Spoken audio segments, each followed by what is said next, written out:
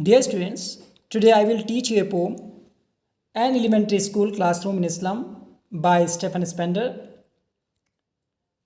The learning objectives of this poem are: you will learn about the poet, you will learn about the slum area and the condition of the slum children.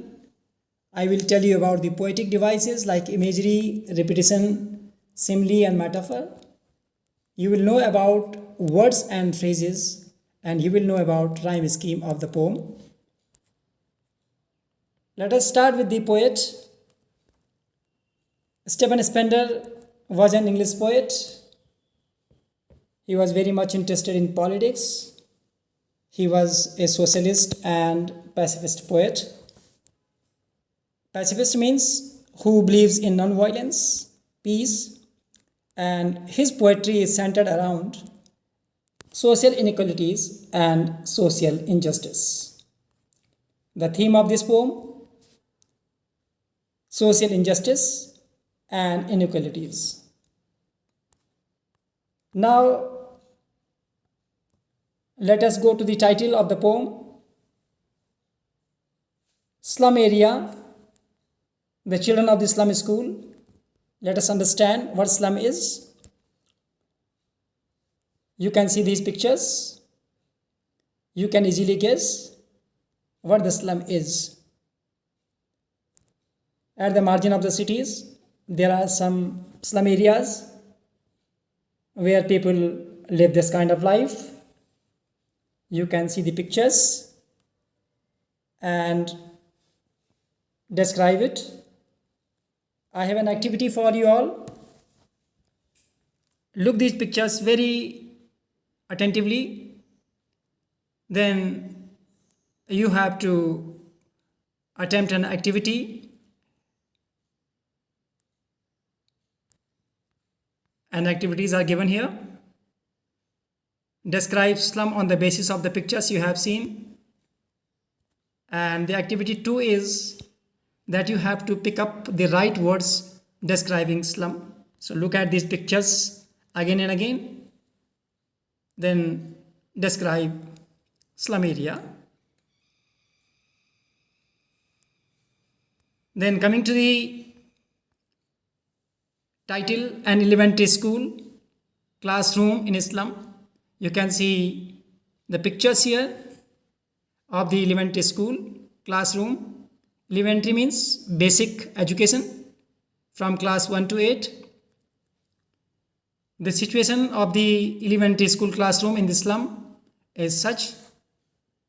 These are the pictures which are clearly describing the situation of the children.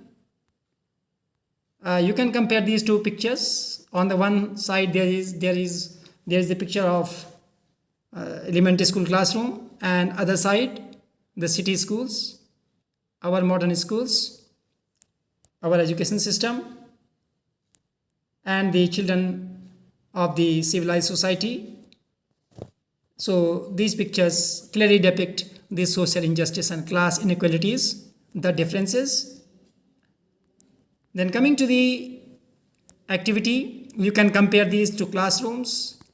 You can see the difference between the slum classroom children and the city classroom children. Now let me talk about the first stanza of the poem. First I will read it out and you will listen to me very attentively, very attentively. Far, far from gusty waves, the children faces, like rootless weeds, the hair torn round their pillar, the tall girl with her weighed down head, the paper-seeming boy with rat's eyes, the stunted, unlucky hair of twisted bones, reciting a father's gnarled disease, his lesson from his desk. At the back of the dim class, one unnoted, sweet and young, his eyes live in a dream of squirrel game in tea room other than this. Open your textbooks, look at the stanza. Now we will interpret it. Just see, you can compare these two pictures. One is rosy picture. This is different from this one. Far, far from gusty waves, the children faces. I am talking about these slum school children. They are very different from the children of the city school. They have the rosy faces. They are happy, but they don't seem to be that much lucky. Very far away from the civilized world. Far, far from gusty waves. Gusty, violent waves. But here it is for energetic and powerful civilization.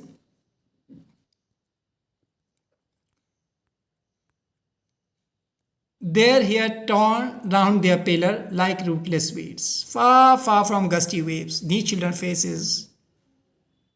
Their hair torn round their pillar like rootless weeds. So you can look at their hair. They can look at their hair. Just see. Disheveled, uncombed, like rootless weeds. Rootless, things cannot exist. So these children have no existence in the society. They are called weeds, unwanted plants, which are not liked, which are thrown out. So these children have the same condition, that they are not existing in the society and they are not liked in the society by anyone. So, and pale is the sign of sickness. These children are pale, disease, sick, and they are uncared for. Then the tall girl with her way down head. Similar picture is here. You can see that the tall girl is there in the classroom. She is looking very sad, way down head, depressed, disappointed. Might be because of some responsibilities of the family. She has to look after her young brothers and sisters. Or she has some familial responsibilities. She might be diseased, or there may be any kind of disappointment. Actually, the writer is talking about the poet is talking about the physical condition of the children in slum school classroom. Then there is a boy in the classroom who is paper skimming, very lean and thin. And the poet uses here metaphor, paper skimming boy.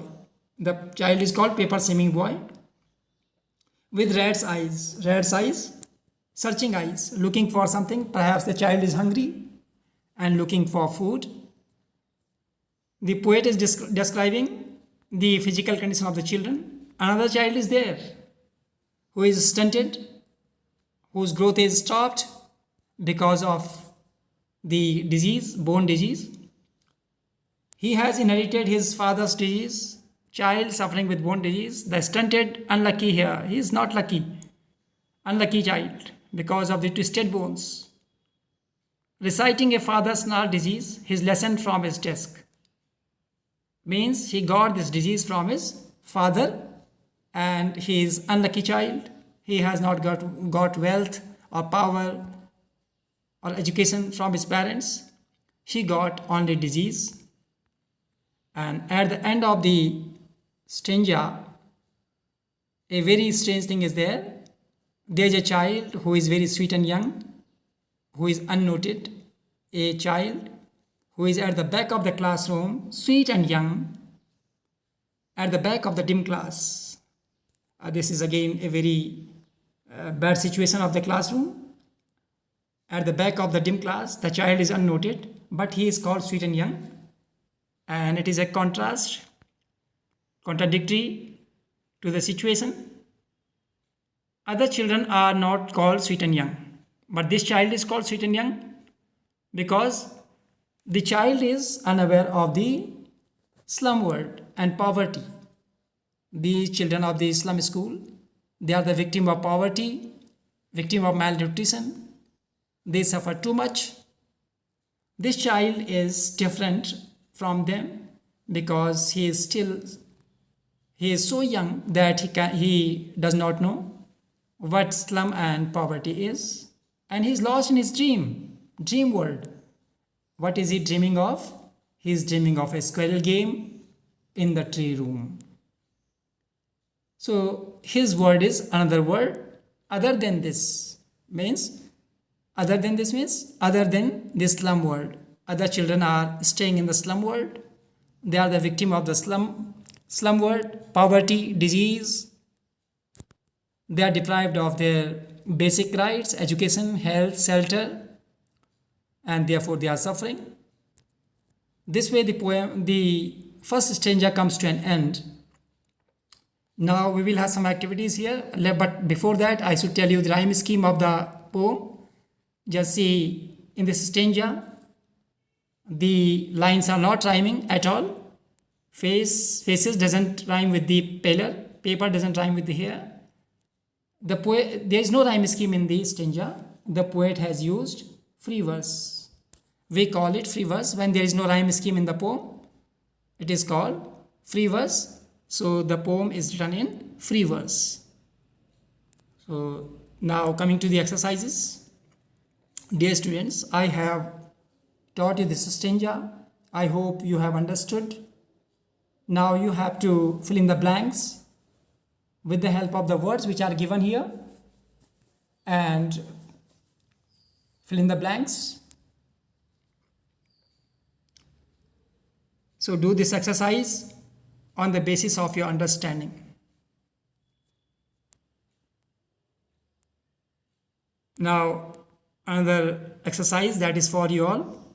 Vocabulary is given. I have talked about the words and phrases which are given in the text in this stanza. You have to match the words with their meanings in this exercise. So this exercise is to be done by you all. Then let me tell you something about the images and symbols. Gusty waves, I told you, they refer to the fresh air, natural and hygienic environment, the world of civilization, full of power, energy. I talked about the rootless weeds.